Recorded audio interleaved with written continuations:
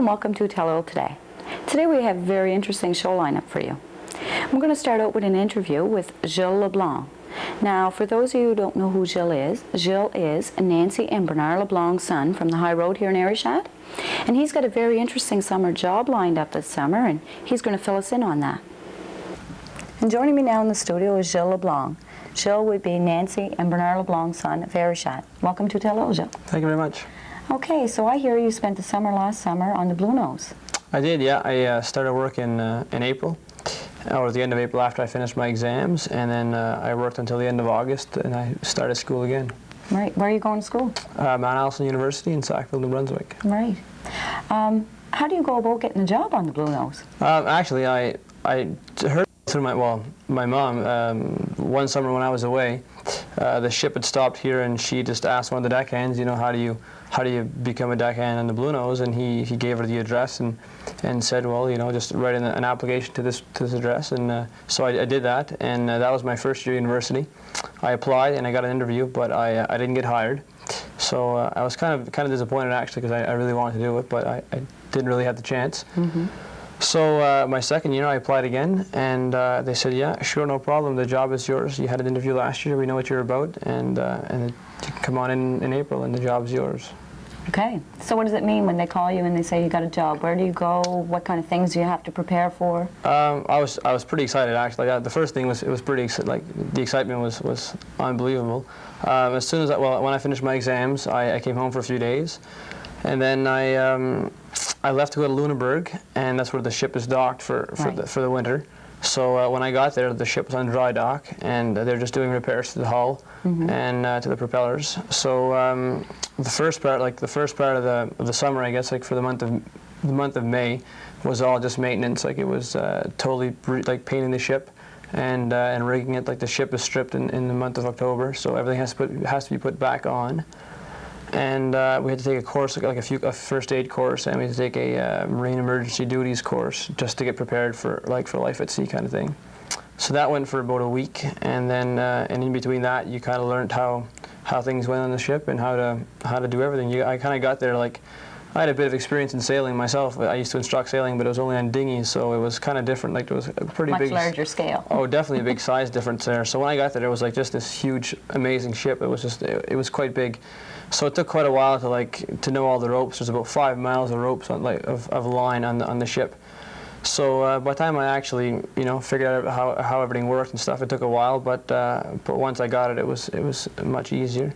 So that was pretty well the first month of work, just painting and scraping and varnishing. And after that, we left on our tour. Right. You were telling me prior to the interview here that you had to purchase some clothing.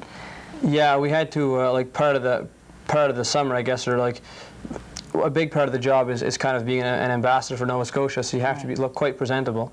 And well, the shirt I have on now, I had to purchase this one as well as another shirt this color and a white one, and I also had to purchase some work pants and some dress pants when we had mess suppers and stuff. I had to purchase some like a sou'wester for when it rains, obviously, and like a knife and just a couple of other things that we needed. So that ran a bit of money, but I mean, after a few weeks of work, you pay that off anyway. So it's quite good. Right. And you're going to get real bang for your buck there, because I hear you're going back this summer. I am, yeah. I'm going back. Luckily enough, the captain phoned me in October and asked me if I wanted to go again. And the way it's working is we started a 2-year Canada-wide tour. That started last year, so that like last summer was doing all of the Atlantic provinces and Quebec and Ontario. So we went as far as Thunder Bay. We did all 4 of the 5 Great Lakes, and we went as far as Newfoundland, and we went through Nova Scotia and Prince Edward Island and New Brunswick. And then next summer is going to be going to the West Coast, finishing. We can't go through the prairies, obviously, but we'll be going to British Columbia. And at the same time, like all last summer, we had a caravan, which is kind of like a mobile museum following us around from port to port. So they kind of just told the story of the Blue Nose and fishing in the Grand Banks. They'll follow, like, well, they won't follow our exact path, but they'll go through Canada, like through the prairies, while we're sailing down, like down around the Panama Canal. Okay, so you're going to leave Nova Scotia, go down the east coast of the United States. Yeah.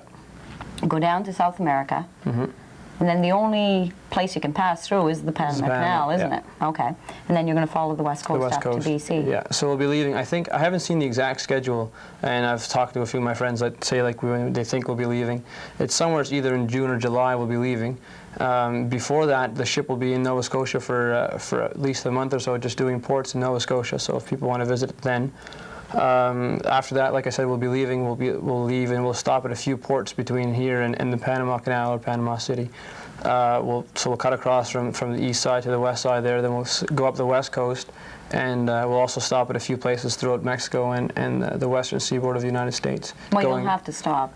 Oh yeah, like the longest we can go at sea is probably about 5 days. Right. So I mean, we go to like that's probably the maximum we can go. So I'm sure like between 3 and 4 days we might stop.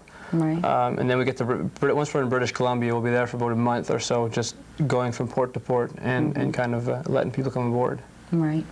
Now, for the viewers who have been watching Telile on a regular basis, I had sailed from Mulgrave into Arishat a couple of years ago when they came, and I was just totally thrilled. It was awesome.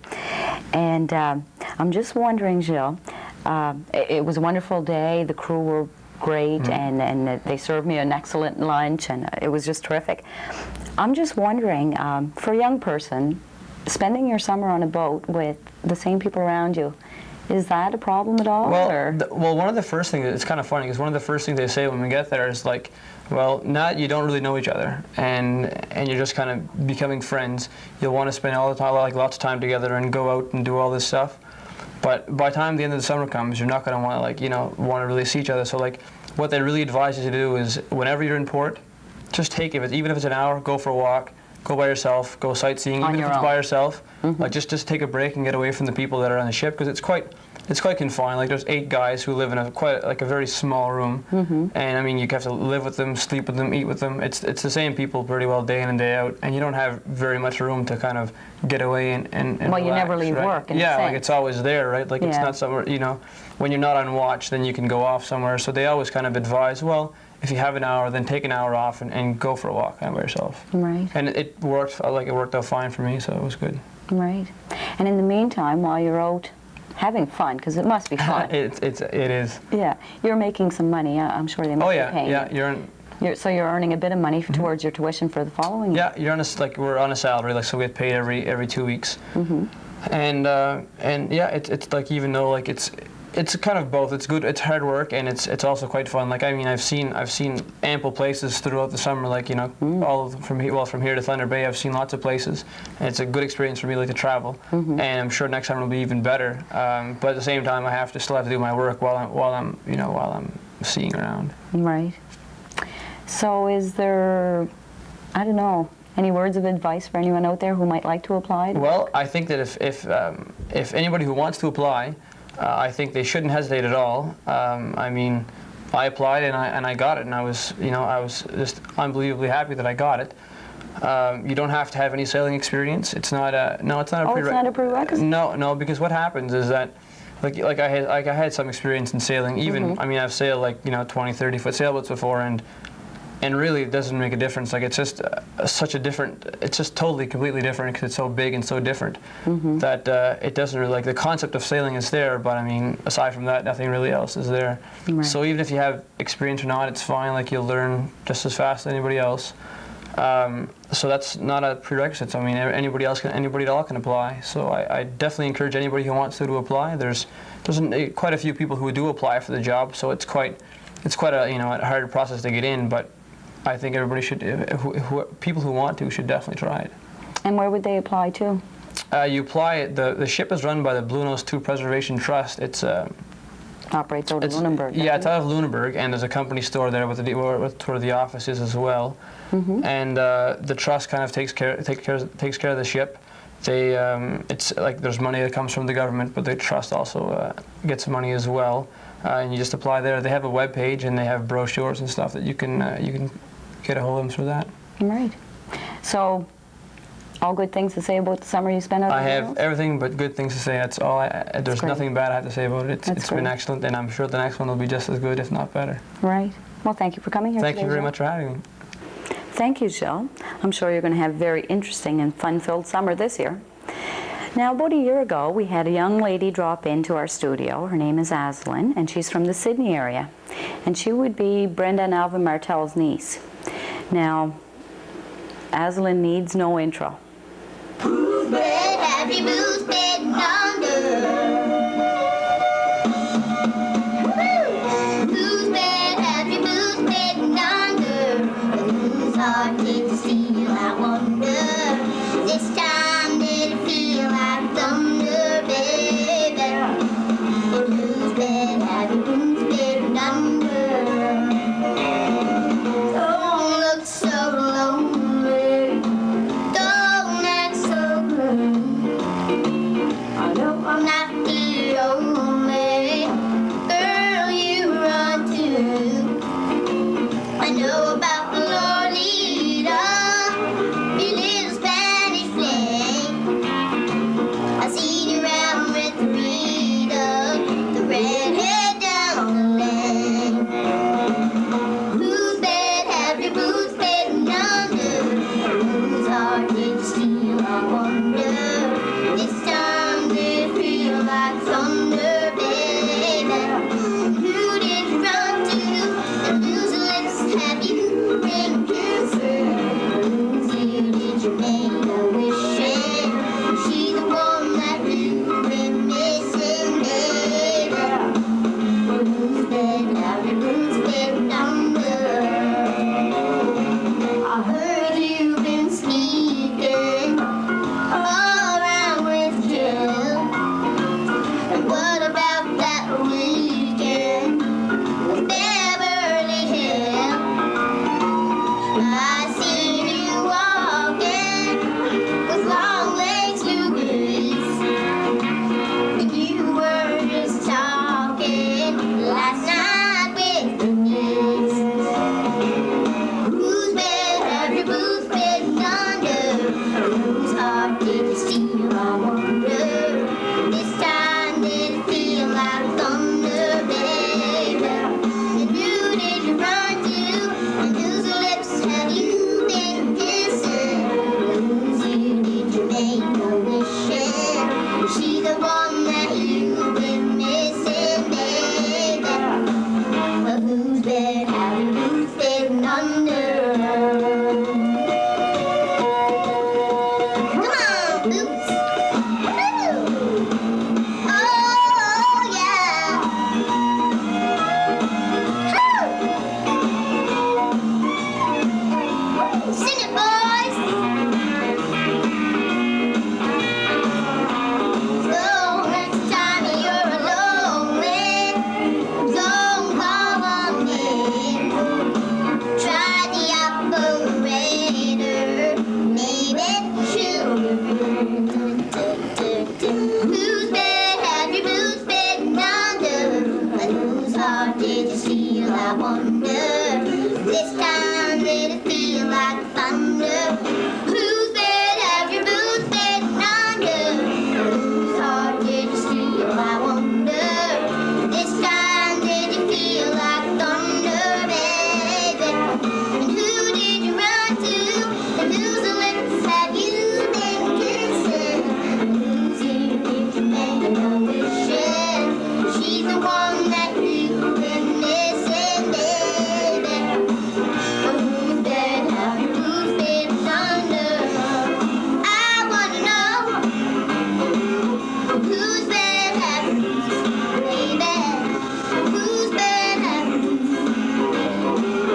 Whose bed have your boots? Oh, baby, whose bed have your boots? Whose bed have your boots? Whose bed have your boots? I wanna know. Whose bed have your boots? Whose bed have your boots? I know a bunny with a funny tail. He carries Easter eggs in his pail. Some Some eggs are colored pink and some are blue. Those eggs are pretty and so are you. Hippity, hippity, hop, hop, hop. Hippity, hippity, hop, hop, hop. Hippity, hippity, hop, hop, hop. Hippity, hippity, hop, hop. Shake hands with your Uncle Mikey boy, and here's your sister Kate. And there's the girl you used to swing down by the garden gate. Shake hands with all your neighbors and kiss the thumbs up. You were welcome as the flowers are made to your old Donegal. Me, Brannigan, Flanagan, Milligan, Gilligan, Duffy, McCuffy, Mulligan, Malone, Rafferty, Lafferty, Donny, O'Connelly, Dooley, O'Hooley, McDonald, Mannigan, Kennigan, Lannigan, Flanagan, Fagan, O'Hagan, O'Hooligan, Flynn, Tam, Minahan, Fogarty, Hogarty, Kelly, O'Kelly, McGinnis, McGinn. In Dublin, fair city, where girls are so pretty, I first laid my eyes on sweet Molly Malone. As she wheels her wheelbarrow through streets broad and narrow, bright cockles, mussels, alive, alive, oh, alive, alive, oh, alive, alive, oh, bright cockles, mussels, alive, alive, oh. She was a fishmonger, for sure was no wonder, for so was her mother and father before. And they both wheeled their barrows through streets broad and narrow, bright cockles, mussels, alive, alive, oh, alive, alive, oh, alive, alive, oh, bright cockles, mussels, alive, alive, oh. She died with a fever, no one could relieve her, and that was the end of sweet Molly Malone. Flash her ghost wheels her barrow through streets broad and narrow, bright cockles, mussels, alive, alive, oh, alive, alive, oh, alive, alive, oh, bright cockles, mussels, alive, alive, oh. Thank you, Aselin. Wasn't she just adorable? I'm sure she has a bright and soaring career somewhere in the future. Next, we have an interesting segment for you. I went up to IMDH for a career day, and I was really amazed and impressed with the variety of different people who were up there. We have painters, fish cutters, you name it, they were there. So we're going to see and hear from some of the people who were there that day. Je m'appelle Jeannette Boudreau. Je viens du Petit Dégras. J'ai 85. Puis je travaille, je reste tout seul. Je travaille, tu sais, là, je ne peux pas rester rien faire. Il faut toujours ça y aller. Je brosse, je tricote, comme il y a là, ils veulent dire, là. Je couds aux machines. Je fais des rideaux. Je couvre des chaises. Je fais tout mon ouvrage, puis je travaille pour mes enfants sur ça, sur la machine. J'ai la machine à coudre. Puis c'est pas une machine électrique, c'est une machine à pied. Des vieilles machines de paravel et Singer. Puis ça, là, je commence aussi, dans l'été, je vais au Berry puis au Belvent, puis je prépare pour l'hiver. Puis dans le mois de septembre, la fin de septembre est venue, là, je commence à faire ceci. Puis je travaille ça tout le long de l'hiver jusqu'au mois d'avril, que je nettoie la maison. Puis après ça, je nettoie la maison, puis là, j'ai d'autres affaires à faire.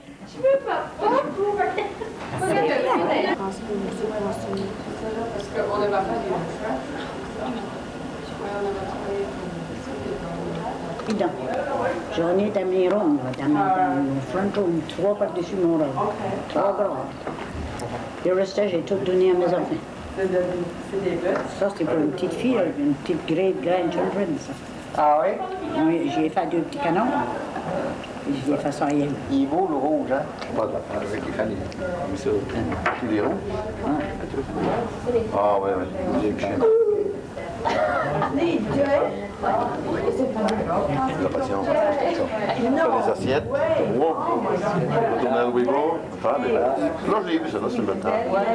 Il n'est pas plein de pouces, en tout cas. Hein? Il n'est pas plein de pouces. Tu sens ça de quelqu'un qui est mince, a des gros doigts. Je reste à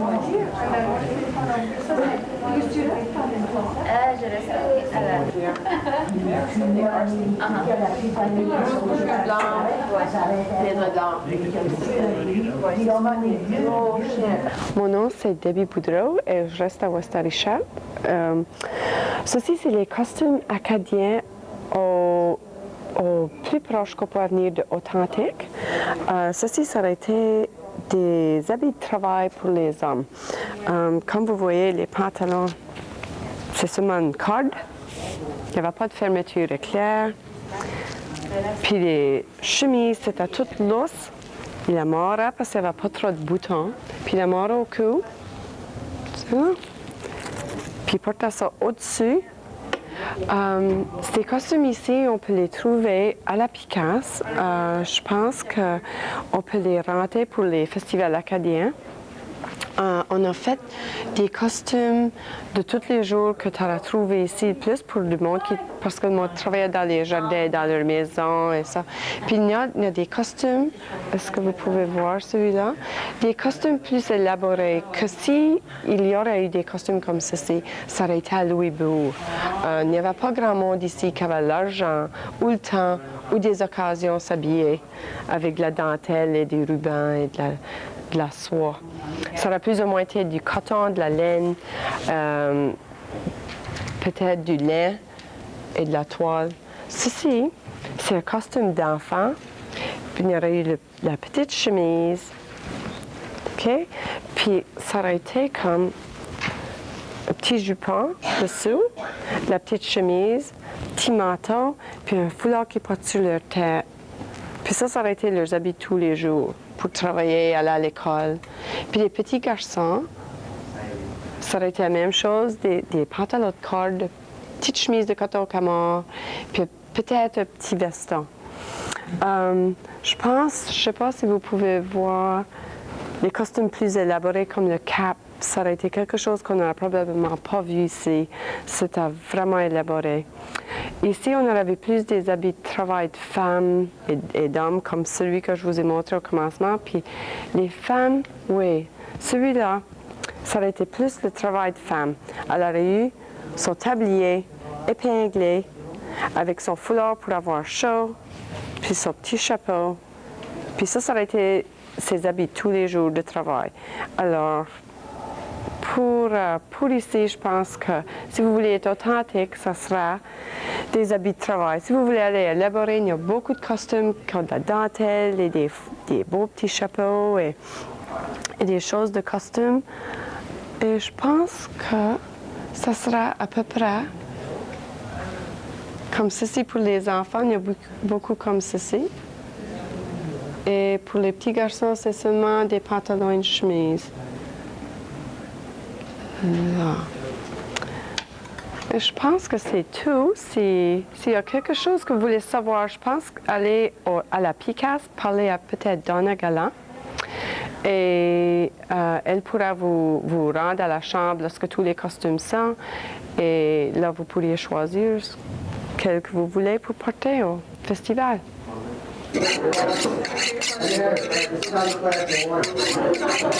See my knife.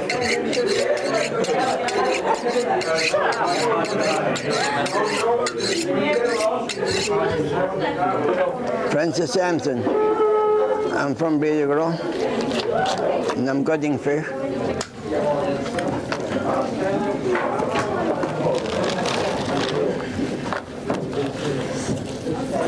This is Eric. You already cleaned the shit out of it?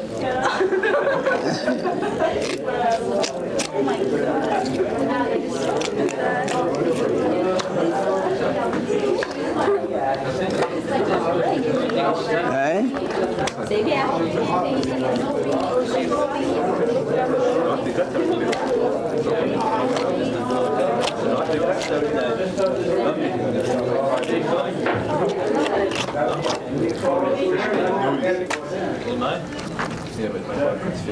I have to wait for somebody. I'm going to get another one anyway. Yeah.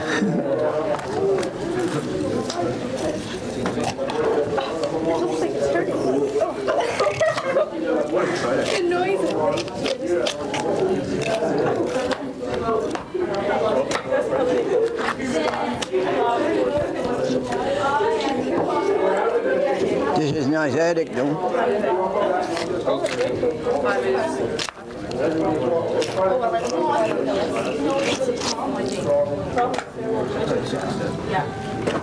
Leo Thompson. Tell me a bit about yourself, Leo. I used to work at the plant, and now I'm retired. I retired now since 1993. And I live at the senior citizen in Pays de Gras, at Fougères Point. You're carrying a net? Yeah, I'm bending nets right now.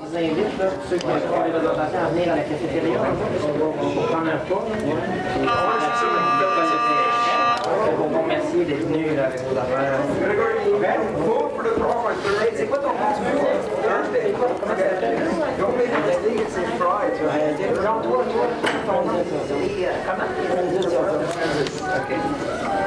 You worked in the plant for a long time? Sometimes right now I work at premium when I get an hour, sometime off and on, a couple of hours. But you did work at the fish plant?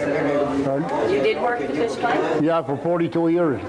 42 years. A little more than 42. I started May the 24th, 1952. And I was laid off the first time, 1993. And when I was laid off, that's when I retired.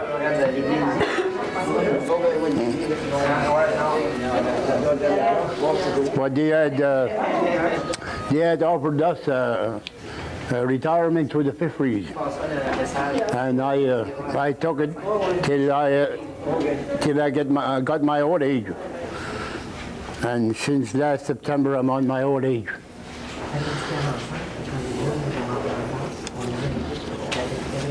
My name is Thomas Lender. I fish lobster. I have my own license, and I fished 275 traps last year. And this year we're supposed to go down to 250 to conserve the lobster. We're down the last few years, and we're supposed to increase the measurement to 3 1/4. The FO is saying that the lobsters are down in the past 3 or 4 years, so try to make it better. So I took a trap in to show the student today how it works, how the lobster gets in the trap, and the lobster gets into the side holes and go in backward and they fall in. Then we got the bait, we cut a mackerel in half with a rope. Like there, we got a clip that got a spindle there. We put a mackerel in there, you cut it in half, and then you put on the snood and you let her go down. The bait, lobster eats in, and you tie it up here. And after the lobster finishes eating, she crawls and she goes back, try to get out of the trap, but she falls in the pile. She drops in the back of the trap, and if she stays there, she can't get out no more. These are bows for the undersized lobster to get back out. All this scave bin, all that. Mostly it, I guess. We buy our lads from the materials, the twine from Premium Seafoods, and we cut our own bows and own hoops we made ourselves from the wood. We cut that in the woods. And mostly it. We put cement in there now. Years ago they used to use rock, but we use cement. That's for a weight to bring it down? Yeah, a weight, yeah. Bring it down. So it's basically it, I guess. OK, je m'appelle Thérèse Benoît. Je suis professeure retirée de l'enseignement, ça fait 3 ou 4 ans. Et quelques années passées, j'ai décidé de prendre des cours d'art avec M. Ronald Lagauzague. Et nous avons pris 2 fameux cours avec lui, ce qui m'a donné le goût de continuer à faire des peintures de moi-même. J'ai eu quelques expositions à la Picasse. Et puis j'ai des peintures ici que j'ai en exposition. S'il y en a qui sont intéressés, mon numéro est dans le livre du téléphone. Je ne peux pas faire de la vente, là. Je ne vais pas faire de la publicité, mais...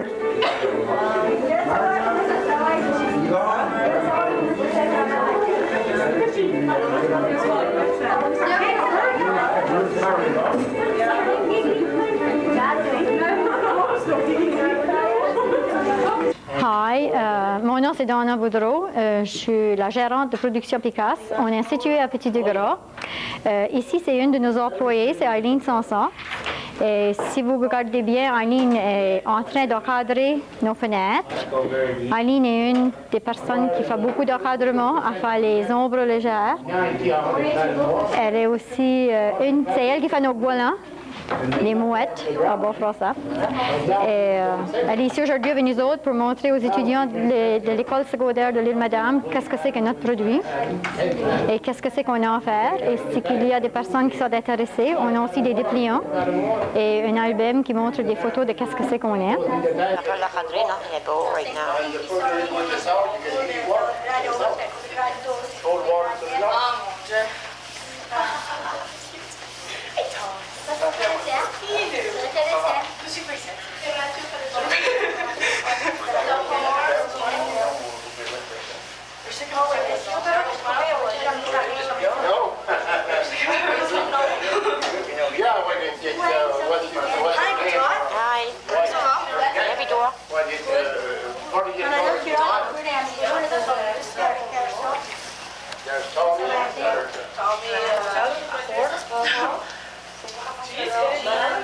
I'd like to thank everybody up at the high school. They were very gracious and generous to me while I was there.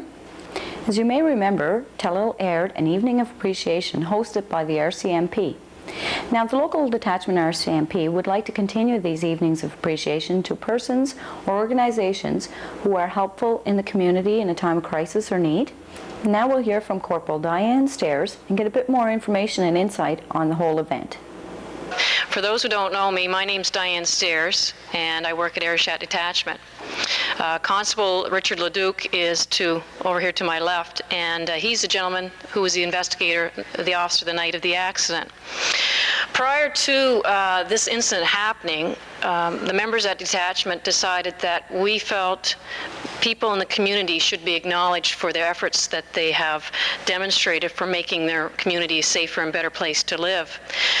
We didn't have a forum to do this, so we decided that every month we would try to identify a person in the community, whether it be a student, a senior, or a citizen, that shows and demonstrates that they have the caring and understanding to make their community better and a safer place to live.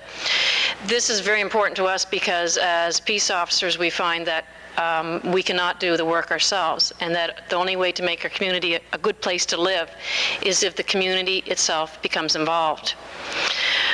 And as a result of deciding that we would have this program, if you wish to call it, we would solicit anybody who has names to give us for each month, starting from February onward for the 1998, and we would examine those names and find the people that are that we feel have shown that they are committed to the community, and as a result we would give them some sort of recognition. I'd like to thank all my guests today. As well, the t-shirt I'm wearing today I picked up at the local detachment of the RCMP office here in Ayrshire, and all proceeds from these t-shirts go to the Special Olympics, which is a very good cause. So if you want a t-shirt, you can contact the local RCMP or drop by and see if they still have some available. If you have any future show ideas or comments to make on today's show, I'd be happy to hear from you, and you can reach me here at Telile at 226-1928. Thank you for watching Telile today. I'm Rhonda Leblanc.